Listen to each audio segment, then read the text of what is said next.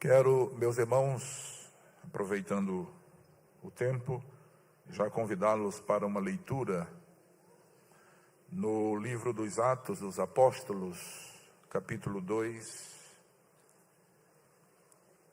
Vamos ler alguns versículos a partir do verso 42. Atos dos Apóstolos, capítulo 2, verso 42 em diante.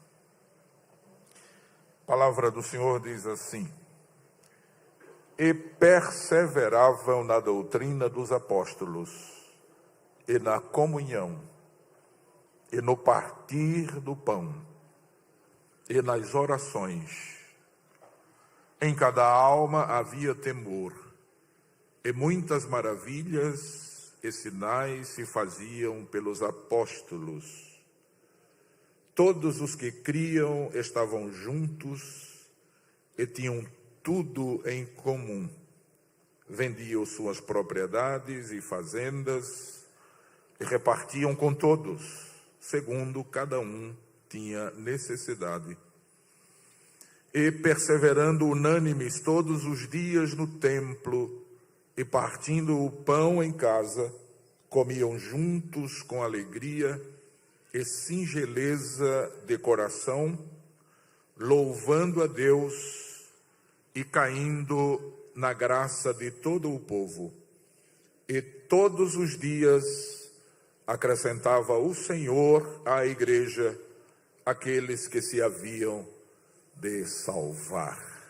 Amém? Graças a Deus. Queridos, quero convidá-los para refletir um pouco sobre a importância da doutrina bíblica em nossas vidas.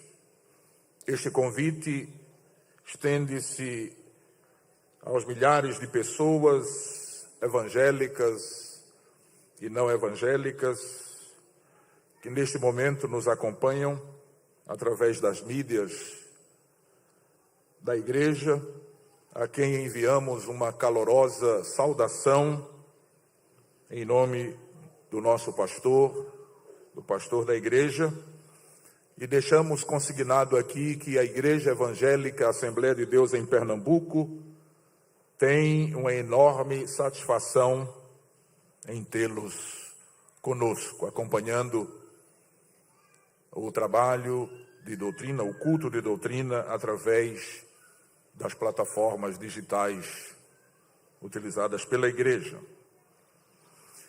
Pois bem, queridos, entre muitas razões porque devemos apreciar a doutrina bíblica, é que esta possibilita a pessoa uma vida espiritual abundante. E não somente isso, mas habilita a pessoa a ser uma poderosa testemunha de Cristo. A palavra de Deus, queridos, no livro dos Provérbios, no capítulo 4, versículo 2, diz que a doutrina bíblica é boa. No mesmo livro, no capítulo 13, verso 14, diz que a doutrina bíblica é fonte de vida. Já em Mateus capítulo 7, verso 28, aprendemos que a doutrina bíblica é admirável. Em João capítulo 7, verso 16, o próprio Senhor Jesus afirma que a sua doutrina é divina. Paulo, escrevendo aos Gálatas, no capítulo 1, dos versos 6 ao 8, diz que o Evangelho de Cristo é único, inconfundível e insubstituível. Por isso, entendo que precisamos refletir mais e cada vez mais sobre a importância da doutrina bíblica em nossas vidas. O termo doutrina, queridos, no texto ou nos textos do Antigo Testamento, notadamente no capítulo 32 do livro de Deuteronômio, verso 2, mas também no livro do Jó, se você quiser anotar esses textos para ler com calma em casa, livro de Jó, capítulo 11, verso 4, e ainda Provérbios 4 e 2, é a tradução do termo hebraico leká, que significa ensino, aprendizagem. Estamos falando do termo doutrina, ou seja, o termo que é traduzido para o português como doutrina, no original hebraico, que é leká, e significa aprendizagem, ensino.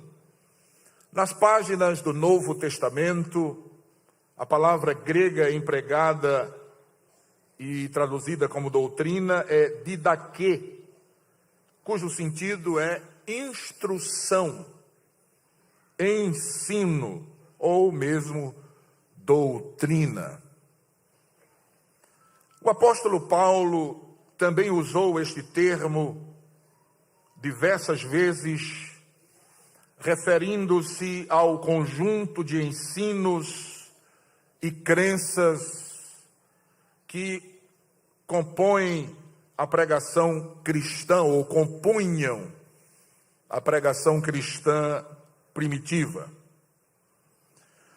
A palavra doutrina, ou a doutrina cristã, posteriormente chamada de querigma, é mencionada na teologia paulina como pregação, ou a pregação de Jesus Cristo,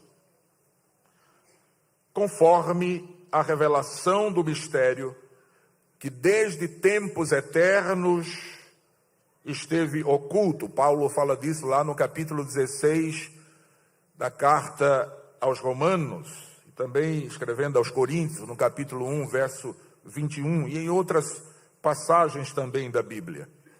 Segundo o apóstolo João, esse arcabouço, esse conjunto de ensinos constitui a doutrina de Cristo, o ensino de Cristo, ou o ensino deixado por Jesus. É a doutrina cristã.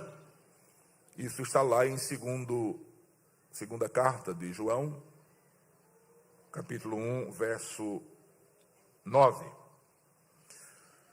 Quando lemos, queridos, o livro dos Atos dos Apóstolos, já nos capítulos iniciais, nós constatamos algo surpreendente. Mas o que podemos notar, então, de tão admirável na história daquela igreja incipiente? E a resposta é o seu crescimento. E um crescimento saudável, não um inchaço. Mas a gente percebe já, desde a primeira pregação do Evangelho, a primeira pregação pentecostal, que a igreja vai crescendo numericamente, rapidamente, mas não apenas numericamente, ela vai crescendo também no conhecimento de Deus, tanto o conhecimento experimental, como o conhecimento teórico, o conhecimento sobre Deus. Por quê? A resposta é simples, porque eles atentavam para a doutrina ensinada pelos apóstolos. Nós vamos encontrar não é uma referência a essa doutrina como sendo doutrina dos apóstolos, mas na verdade é a doutrina que os apóstolos receberam de Cristo e apenas retransmitiam ao povo. Então, o crescimento da igreja no seu início é devido exatamente a esta realidade. E aí, quando a gente vê esse crescimento, a gente lê e vê esse crescimento, a igreja crescendo, florescendo, então surge uma nova pergunta: qual o segredo deste crescimento? Mesmo não possuindo uma técnica avançada de administração, a igreja necessitou apenas, queridos, de 3 décadas para chegar aos pontos mais distantes do Império Romano. Então surge uma outra pergunta: e como isso foi possível? Como isso aconteceu? Bem, como nós podemos constatar no texto bíblico que lemos a princípio, o segredo do crescimento sustentável, se é que a gente pode usar este termo, não é? O crescimento sustentável aqui, eu me refiro a um crescimento não apenas ilusório, mas um crescimento firme, consubstanciado, bem embasado no baldrame, que é a palavra de Deus. Então, nós podemos constatar, a partir desse texto lido, que o crescimento da igreja primitiva consistiu no fato de que, uma vez consolidados no ensino da palavra de Deus, os crentes mantiveram-se firmes na comunhão, no partir do pão e nas orações. E o texto ainda acrescenta que em cada alma havia temor e reverência, e muitas eram as maravilhas que o Senhor operava por intermédio deles. Note aqui, queridos, um detalhe interessante: antes dos predicados e dos resultados citados neste texto quanto à conduta cristã daqueles primeiros crentes, aparece a perseverança na doutrina dos apóstolos.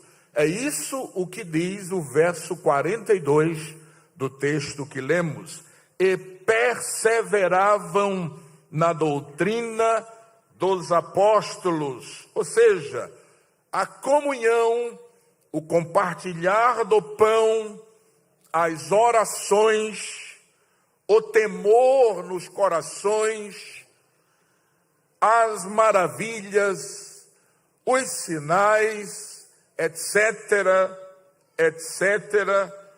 tudo aparece como resultado da perseverança na doutrina.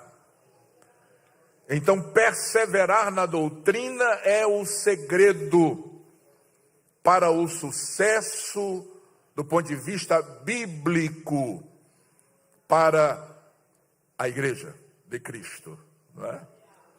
Alguém pode tentar substituir a doutrina bíblica por qualquer outro elemento, como as técnicas modernas de administração, não é? E também as técnicas modernas de oratória, que faz com que surjam belíssimos discursos.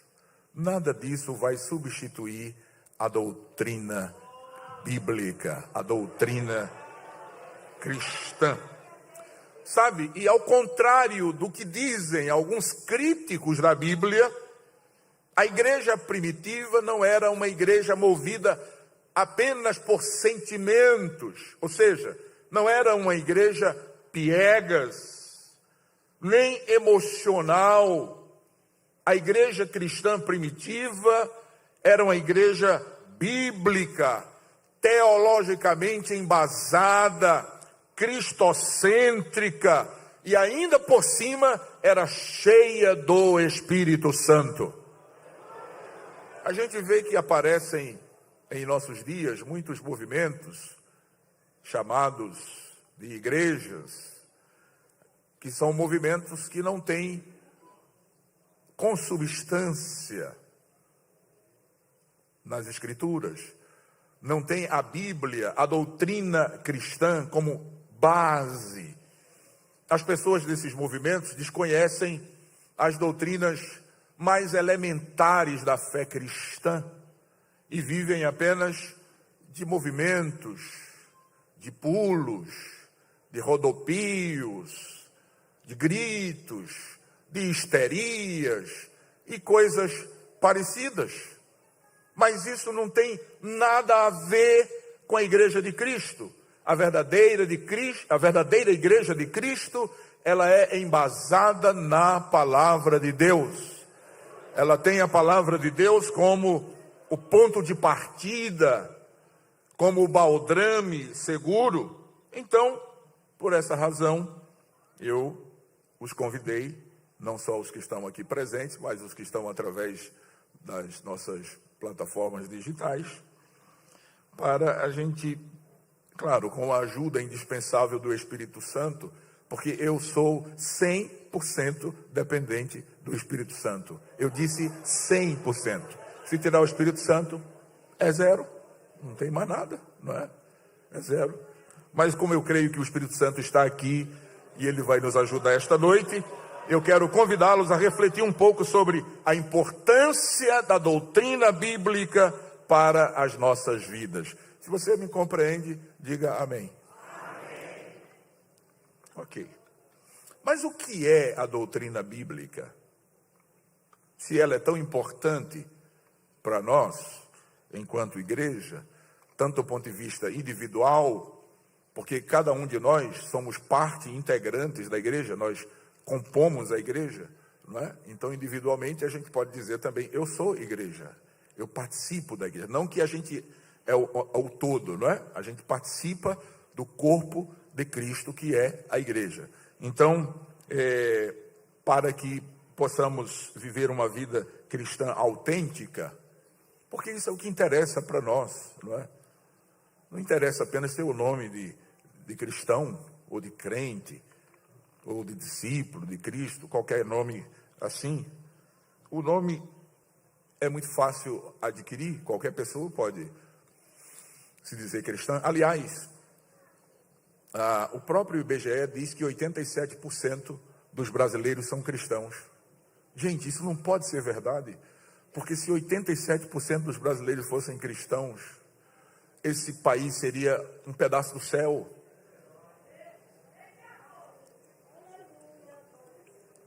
E o que a gente vê não é isso, não é? Pois bem, mas o que é a doutrina bíblica? Bem, diferente da filosofia, a doutrina bíblica, ela não se perde em especulações. Claro que existem aqueles teólogos, especuladores, que ficam o tempo todo procurando na Bíblia o que não está. São os teólogos das chamadas entrelinhas, que ficam procurando saber quem foi a esposa de Caim, coisa parecida, não é? De onde veio as pessoas de pele mais escura, de pele mais clara, fica procurando essas coisas, que não está lá na Bíblia. Então, a doutrina bíblica não é como a filosofia, ela não se perde, ela não se deixa levar por especulações. Não é produto de supostas manifestações de oráculos lá do panteão grego, mas, preste atenção nisso aqui, é a revelação do único Deus pessoal e real, que ao longo da história se deu a conhecer a muitos, revelando o seu poder, revelando a sua vontade e revelando o seu plano para a humanidade, seja por meio de teofanias, seja por meio da palavra escrita, e finalmente por meio do seu Filho amado, que possuindo as duas naturezas, a humana e a divina, habitou entre nós. Por isso mesmo, a doutrina bíblica nos conduz a conhecermos mais intimamente a Deus e nos constrange a termos uma vida santa e irrepreensível. A doutrina bíblica nos aproxima de Deus e nos faz reconhecer a nossa condição de miserabilidade enquanto pecadores e que necessitamos de receber gratuitamente a oferta da reconciliação, e nós sabemos disso porque estudamos a doutrina da salvação, que eu considero a doutrina basal da fé cristã, porque na doutrina da salvação nós temos contidas a doutrina da regeneração, a doutrina da justificação, a doutrina da santificação, a doutrina da adoção. Tudo isso está no contexto, ou no conjunto, por assim dizer, da doutrina da salvação. Então, a doutrina cristã, ela nos aproxima mais de Deus. E na medida em que nós somos aproximados a partir do contato com o ensino bíblico, com a doutrina cristã genuína, não falsificada, mas a doutrina verdadeira, nós passamos a ter mais intimidade com Deus. Porque a gente passa a ter dois níveis neste relacionamento entre nós e Deus. O nível teórico, a gente passa a conhecer sobre Deus e os seus feitos e os seus atributos, mas a gente passa também a ter uma experiência pessoal, ou seja, um relacionamento experimental. Não é só saber que Deus é grande, é sentir essa grandeza de Deus em nós.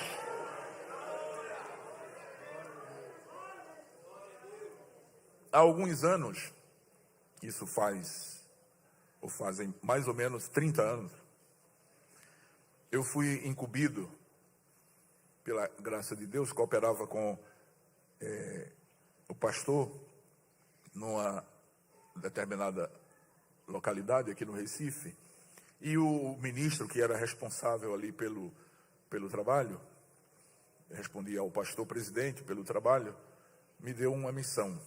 Disse: nós vamos fazer um trabalho no período, já tinha o trabalho no período do carnaval, não é? Ainda incipiente, mas já acontecia, e ele disse: o senhor vai falar sobre a doutrina de Deus. Eu disse: eu? Ele disse: sim, o senhor mesmo.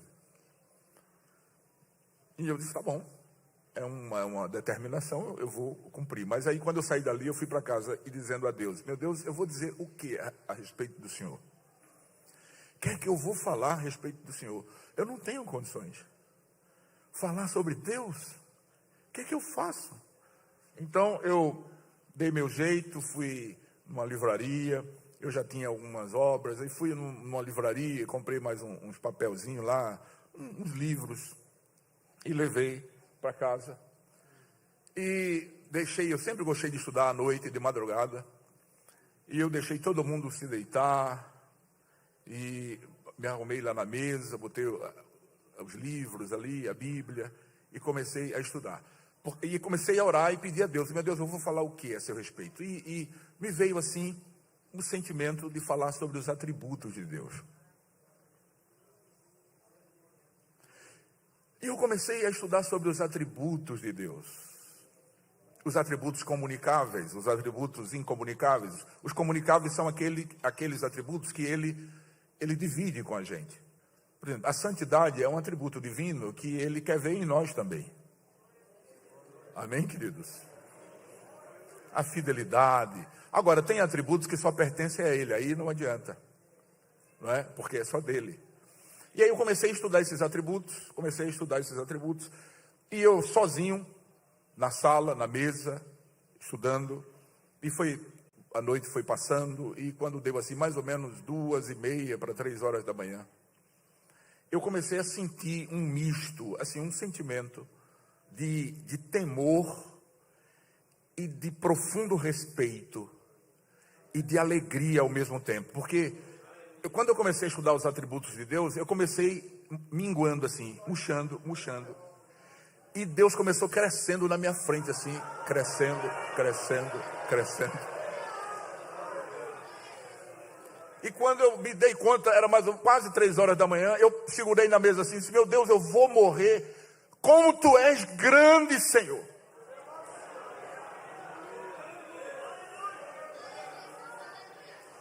Você só descobre isso quando você começa a estudar a doutrina bíblica, a doutrina cristã. Você começa a ter essa percepção que o homem natural não consegue.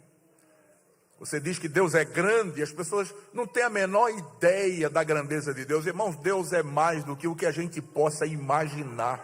E quando você se aproxima dele, você passa a ter esse conhecimento experimental. É uma coisa que a gente não consegue colocar em palavras. Eu estou tentando explicar uma experiência que eu passei aqui. Eu fechei os olhos e passei mais ou menos 20 minutos só adorando. Como tu és grande, como tu és grande, como tu és grande, como tu és grande, como tu és grande.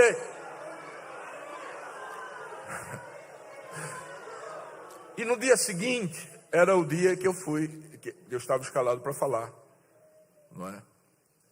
E eu saí, irmãos, amanheceu o dia, eu estava sem sono, eu tinha uma experiência tão forte com Deus, e eu saí marchando lá para a congregação, onde eu ia, com tanto ímpeto, com tanta vontade de chegar lá no microfone e dizer o quanto Deus é grande. E como é que eu descobri isso? Eu descobri isso estudando a doutrina bíblica, o ensino bíblico. Quem diz amém, queridos? Então, mas a gente pode trazer aqui uma definição de doutrina bíblica ou doutrina cristã.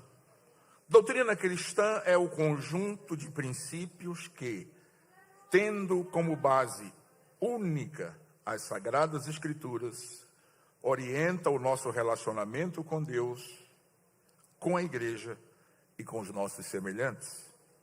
Ela pode ser definida ainda simplesmente como ensino normativo terminante, tendo a Bíblia Sagrada como fundamento. O crente que medita na doutrina bíblica, que lê a Bíblia, sabe, irmãos, é vergonhoso a gente saber que tem pessoas que têm 10 anos de crente e não leu a Bíblia toda sequer uma vez. Eu considero isso um pecado, porque essa pessoa, ela nunca vai viver o melhor de Deus para a vida dela se ela desconhece a palavra de Deus. Não tem como você, nem eu, nem ninguém ser próspero do ponto de vista espiritual se desconhecer a palavra de Deus. É a palavra de Deus quem orienta a nossa existência. É a palavra de Deus quem ilumina o nosso caminho. O salmista disse: lâmpada para os meus pés é a tua palavra e luz para o meu caminho. Então, quem não quer andar tropeçando neste mundo de trevas medonhas, precisa estudar a palavra. Ah, pastor, e agora o que vai acontecer comigo? Eu tenho mais de 10 anos de crente e nunca li a Bíblia toda. Deus vai me matar? Não. Deus trouxe você aqui esta noite para dizer que te perdoa se você se arrepender dessa atitude e te dá uma nova chance. Então, a partir de hoje, comece a ler a Bíblia todo dia. Você não come todo dia? Pelo menos 3 vezes ao dia? Você toma café de manhã, você almoça meio-dia e você janta à noite, quando não faz aqueles outros outras refeições lá intermediárias, não é? E a tua alma está morrendo por inanição, porque a Bíblia não é o alimento da nossa alma. Quando a gente deixa de ler a Bíblia, o que acontece? A alma vai morrendo, vai desaparecendo, vai minguando, vai ficando raquítica, e o final de quem deixa de comer, para de comer para você ver o que acontece. Você vai emagrecendo, depois você vai passar um tempo, né? O seu organismo vai puxar a gordura, se você tiver alguma gordura, vai puxar a gordura que está lá dentro, armazenada.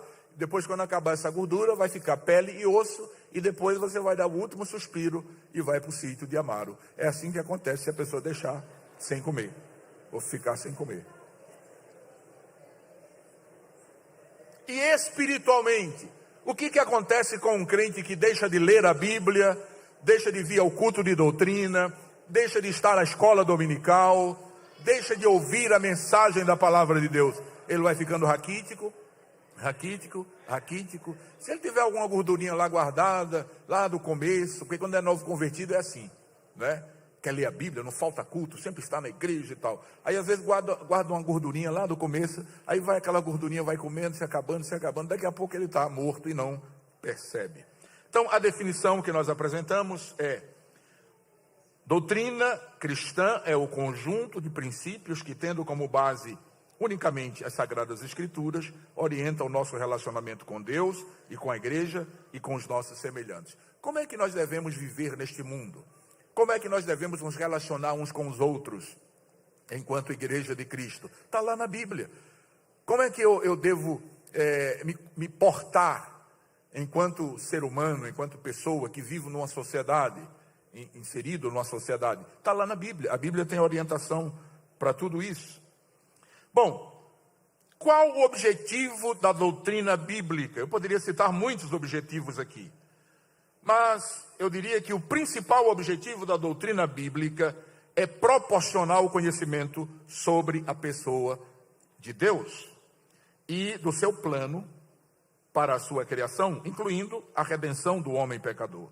Todavia, esse conhecimento de Deus, ou seja, esse conhecimento adquirido sobre Deus, não deve ser apenas conhecimento, mas deve evoluir para o conhecimento de Deus, que é aquele conhecimento que nós já falamos aqui, que é um conhecimento experimental, que promove a transformação de vida. Vocês sabem que a palavra de Deus é viva, não é? Ela própria afirma isso, viva, e não só isso, ela é eficaz.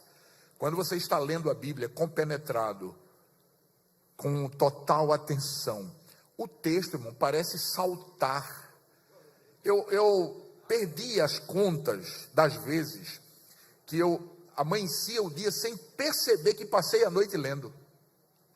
Eu sentava à mesa, como ainda hoje faço, vez por outra, de madrugada, e começava a ler a Bíblia. Eu entrava na Bíblia. As pessoas não dizem que a leitura é uma viagem? Pronto, é mais ou menos isso aí. Então, eu entrava na Bíblia, e quando eu me dava conta da realidade à minha volta, o dia estava amanhecendo. Eu via porque o basculante começava a mostrar a claridade do dia, não é? E eu nem percebia. Passava 2, 3, 4, 5 horas lendo a Bíblia. Por quê? Porque a Bíblia, ela nos faz ter esse conhecimento a respeito de Deus, não só sobre Ele, mas conhecimento dele, conhecimento experimental.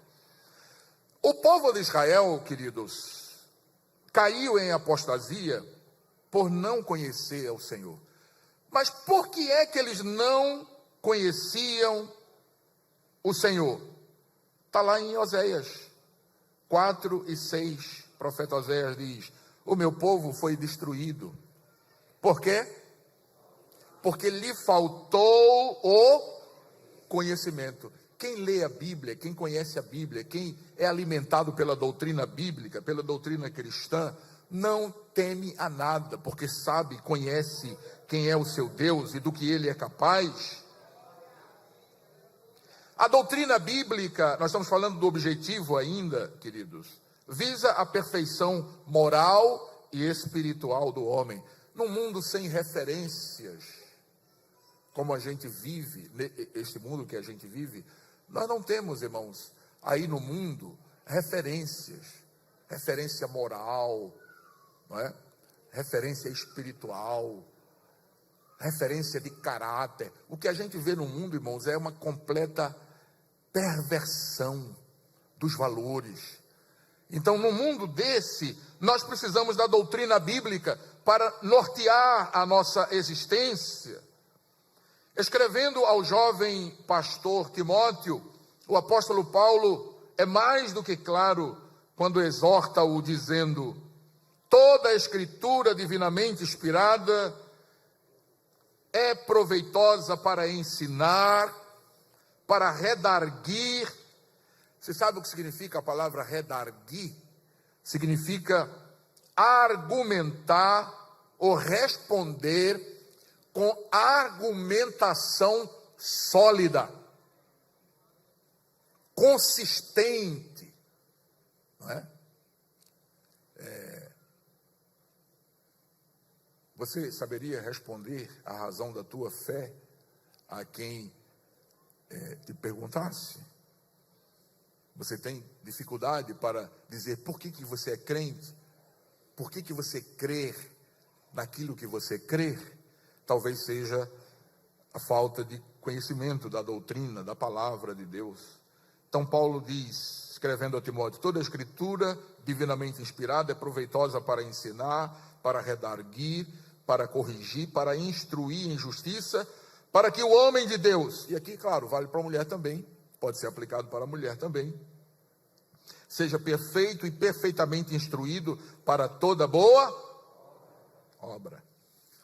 É da doutrina cristã, da doutrina bíblica, que vem, queridos, os costumes, a praxis. É assim. A doutrina bíblica, ela gera costumes, e bons costumes, não é? É claro que doutrina não é costume, mas ela gera costumes. Em algum momento eu creio que você já ouviu esta frase: doutrina não é costume, costume não salva. O costume não salva, mas a pessoa que nasceu de novo e que viveu a experiência do novo nascimento, ela precisa viver de acordo com a doutrina bíblica, que gera bons costumes, não é? Não é coerente uma pessoa que diz que nasceu de novo e que conhece a doutrina bíblica usar costumes que contrariam os princípios norteadores da doutrina cristã. Se você me entende, diga amém. A doutrina bíblica, ela gera bons costumes, costumes sadios. Então, a pessoa que ignora as verdades bíblicas, com facilidade assimilará costumes desconexos com a fé cristã. Quando você vê um crente usando coisas, nós estamos falando de usos, de costumes, usando coisas que não são coerentes para um cristão ou a um cristão, significa dizer que essa pessoa, ela não tem conhecimento da doutrina cristã genuína. Porque a doutrina cristã genuína, ela gera a experiência que nós já falamos aqui do relacionamento com Deus, e essa experiência do relacionamento com Deus, não é? Faz com que a pessoa procure se aproximar ainda mais dele e parecer ainda mais com Jesus. Então, quando você for usar qualquer coisa, a doutrina bíblica, a doutrina cristã que vai estar na tua vida, no teu interior, na tua essência, vai dizer: ó, isso aqui não é bom, Jesus não usaria isso, Deus não aprovaria isso, Deus não faria isso, porque a pessoa está cheio da doutrina de Deus. Os irmãos estão me entendendo? Diga amém, meus irmãos. Não precisa nem ninguém chegar e dizer: olha, você está fazendo assim, mas não é assim, está usando isso, mas não é para usar. Não precisa, porque a pessoa que tem a doutrina bíblica nela, que se alimenta da doutrina, que vive a doutrina bíblica, o Espírito Santo, irmãos, se encarrega de dizer: isso não, isso sim, isso não está certo. Ou não é assim, irmãos? É assim, como eu estou dizendo. O Espírito Santo nos faz lembrar aquilo que a gente lê, A gente lê, armazena e o Espírito Santo faz a gente lembrar. Na hora que a gente precisa tomar as decisões. A gente precisa tomar uma decisão na nossa vida, seja uma decisão simples, uma decisão complexa, não tem importância. O Espírito Santo nos ajuda a tomar essa decisão. A Bíblia Sagrada nos adverte de modo decisivo, na primeira Epístola Universal de João, capítulo 2, verso 15. Não ameis o mundo, nem o que no mundo. Se alguém ama o mundo, o amor do Pai não está nele. Ou seja, o sacrifício de Cristo, que é a representação maior, é o símbolo maior do amor de Deus, não estará evidenciado na vida daquela pessoa. Dá gosto, irmãos, quando a gente escuta um testemunho de alguém que fala de outro, dizendo assim: olha, essa pessoa hoje é uma outra pessoa, diferente daquela que eu conheci. Aí, o que a gente vê nesse testemunho? A gente vê que o amor de Deus está naquela pessoa aperfeiçoado. O sacrifício de Cristo é evidenciado. Os efeitos do sacrifício de Cristo são evidenciados na vida daquela pessoa. Mas tem um outro testemunho também, que alguém dá de alguém. Quem? Ser crente como fulano? Graças a Deus que aqui só tem daqueles do primeiro testemunho. Quando eu for ser crente, eu quero ser como aquele irmão ali. Eu quero ser como aquela irmã ali. E alguém pergunta: por que você quer ser como aquele irmão, aquela irmã? Ah, porque aquele irmão realmente é crente. Aquela irmã realmente é crente. Mas o que faz com que isso seja realidade? É quando a doutrina cristã, ela está em nós, orientando e norteando a nossa existência. Quem diz amém, queridos? Deu para entender um pouquinho da importância da doutrina cristã? Quem não está indo para a escola dominical, eu tenho certeza que a partir de hoje vai estar indo à escola dominical. Quem não estava lendo a Bíblia, a partir de hoje vai ler a Bíblia. E quem não vinha ao culto de doutrina, e não é só aqui no Templo Central, é lá também na congregação onde você faz parte, a partir de hoje vai estar indo, porque entendeu que a doutrina bíblica, ela é essencial para que a gente viva uma vida cristã autêntica. Deus abençoe, querido.